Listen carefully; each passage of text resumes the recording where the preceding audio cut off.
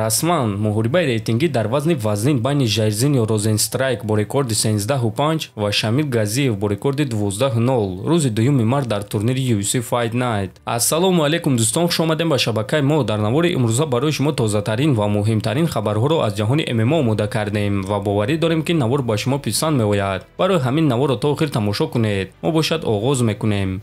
доруҳое ки айни замон шумо дида истодаин доруҳои гиёҳии босифат аз ширкати шифофармо мебошад ки шумо имконият доред ки ҳамаи ин доруҳоро бо нархи арзон дастрас кунед. доруҳо барои хунукзадагӣ ва қавӣ кардани мардонагӣ, барои фарбе ва харобшавӣ, барои ришу мӯйсарбарорӣ, барои дарди дил, дарди мушакҳо ва ҳамчунин равғани сиёҳдона ки пайғамбар саллаллоҳу алайҳи васаллам гуфта буд ки ба ғайр аз марг ба ҳамаи дигар дардҳо даво мебахшад. худи ҳозир ба номерҳои дар рӯи экран буда занг зада доруҳои даркории худро харидорӣ кунед ва ҳатман аз номи канали Паҳлавон гап занед. ҳамин гуна шумо ҳам доруҳои даркории худро ба даст меоред ва ҳам канали моро сахт дастгирӣ мекунед.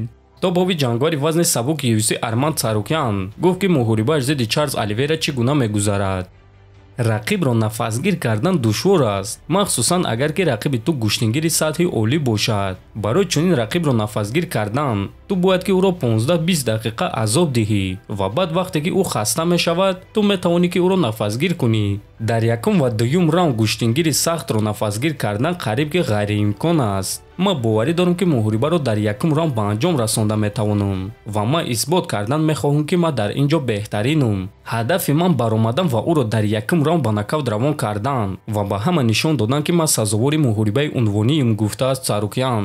хотиррасон мекунем ки муҳорибаи довталабӣ байни Арман Царукян ва Чарлз Оливейра рӯзи 14 апрел дар турнири UFC 300 баргузор мегардад ва аз рӯи суханҳои Дана Вайт ғолиби ин муҳориба рақиби навбатии чемпион Ислам Махачев мешавад. дӯстон, ба фикри шахсии шумо кадоме аз онҳо дар ин муҳориба ғолиб шуда метавонанд? метавонед фикротона дар комментария нависед. шаби гузашта ташкилоти ACA рейтингҳои худро иваз карданд ва акнун варзигари тоҷик Фаридун Одилов дар рейтинги вазни ним вазнини ACA 5 зина ба боло рафта сеюм рақами рейтинг шуд ва мо албатта ки ӯро табрик мегӯем. аз Фаридун болотар дар ҷои дуюми рейтинг рақиби дар пеш истодаи ӯ Леонардо Силва ҷой гирифтааст. ана дар ҷои якуми рейтинг бошад Григорий Метавасян қарор дорад. чемпиони ин вазн бошад Муслим Магомедов аст. ногуфта намонад ки чанд муддат пеш роҳбарони ташкилоти ACA гуфта буданд ки Муслим Магомедов барои вазни даркориро накардан камарбандашро аз даст дод. аммо чӣ гуна ки мебинем дар рейтинги онҳо чемпион ҳоло ҳам Муслим аст. акнун Фаридун Одиловро муҳориба зидди Леонардо Силва интизор аст. тобови ҷангори вазни ним вазнини UFC Магомед Анкалаев гуфт ки аз муҳориба зидди Ҷонни Уокер чӣ интизор аст. нисбати ӯ ягон чизи шахсӣ нест, аммо воқеиятан ман сари ӯро аз танаш ҷудо кардан мехоҳам, чунки ӯ роҳи маро манъ кард ва ба ман халал расонд. агар ки ӯ дар стойка ҷангидан хоҳад, пас ман ӯро дар стойка шикаст медиҳам. агар ки ӯ гӯштин гирифтан хоҳад, пас дар он ҷо ӯ ягон кор карда наметавонад. дар ҳама ҳолат ман фикр мекунам ки 5 раунд дар ин муҳориба намешавад. сахт кӯшиш мекунам ки ин муҳорибаро фавран ба анҷом расонам. Дана Вайт қаноатманд мешавад, гуфтааст Анкалаев. бояд гуфт ки муҳорибаи рейтингӣ дар вазни ним вазнин байни Магомед Анкалаев ва Ҷонни Уокер аллакай шаби 13 ба 14 январ дар турнири UFC Fight Night баргузор мегардад ва муҳорибаи асосии ин турнир хоҳад шуд. варзигари тоҷик ҷангвари вазни ним сабуки UFC Муҳаммад Наимов гуфт ки айни замон дар рейтинги вазни ним сабуки UFC дар ҷои 18 қарор дорад ва гуфт ки баъди муҳориба зидди Натаниэл Вуд ҳис кард ки барои муҳориба зидди ҷангварони топ 10 омода аст. ҳамчунин Муҳаммад Наимов гуфт ки барои чӣ зидди Эдсон Барбоза ҷангидан мехоҳад. Эдсон Барбоза Почему?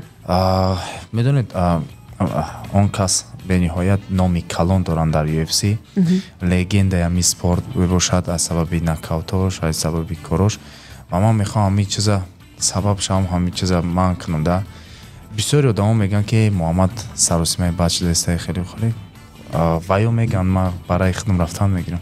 ва дӯстон чӣ гуна ки мебинем Муҳаммад сахт бо Барбоза хоҳиши ҷангидан дорад ва баъди 1-2 ғалабаи дурахшон ӯ имконият барои бо Барбоза ҷангиданро пайдо мекунад. аммо дар пеш Муҳаммадро дигар ҷанговар Эрик Силва интизор аст ва ғалаба дар ин муҳориба Муҳаммад Наимовро ба ҳадафҳояш наздиктар мекунад.